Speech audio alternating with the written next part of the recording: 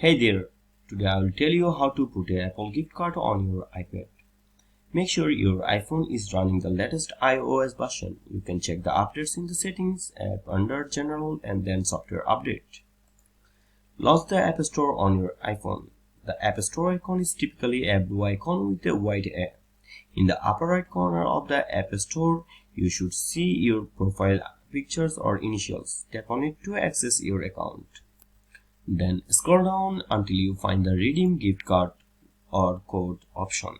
Tap on it. You will have the option to either enter the gift card code manually or use your device's camera to scan the code.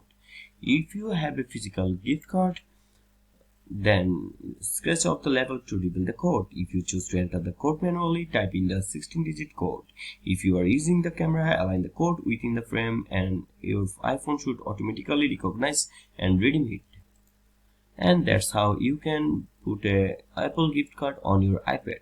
If you found this video helpful, then don't forget to give a like.